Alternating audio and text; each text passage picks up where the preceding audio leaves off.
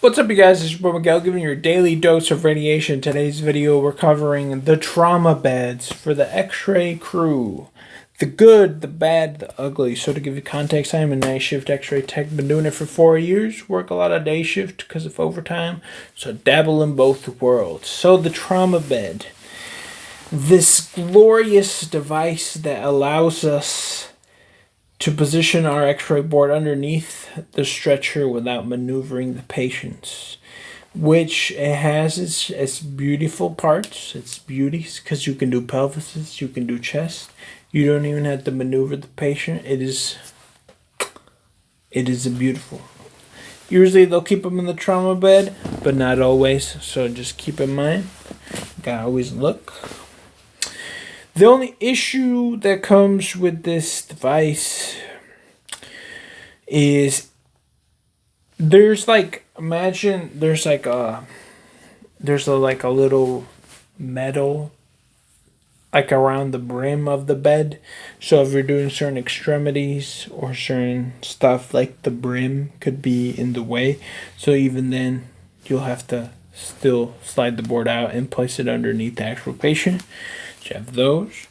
For chest x-rays, the only bad part about using the trauma beds is sometimes the way the position is sitting, or if they're short and they're laying too down, sometimes even if you put the board behind them, it won't sit good, so you'll clip it all the time, so you'll have to put it behind them. Or sometimes the actual thing that's holding the trauma, the little cassette holder, will fall down, so you'll have to still put it behind them.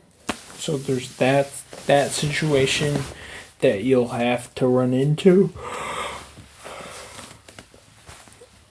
Sometimes if they're like really big and they want pelvises and hips like that,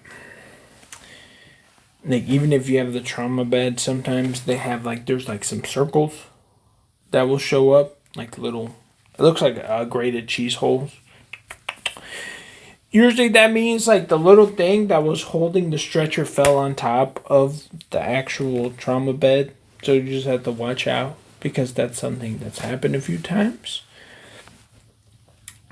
I mean, they're good and bad. Majority of the times, if let's say the patient's laying down and you're just doing the chest x-ray, and the patient, the tech underneath, slides the board right, and you're angling the tube down, straight down, you will have to calculate, because of the SID amount. Sometimes, even if it looks like you're shooting straight down, sometimes what happening is it'll either throw it up or down by a little bit, always, depending on the position and stuff like that. That's kind of what's happened. Usually what I've noticed, what tends to happen is, I guess maybe just because me and the way our partner always are, typically if we're going to place the board down and we kind of think it's in the right spot, we kind of we'll move it up just a smidgen by a few centimeters. But usually, because we usually end up clipping the top, but I think that's mainly because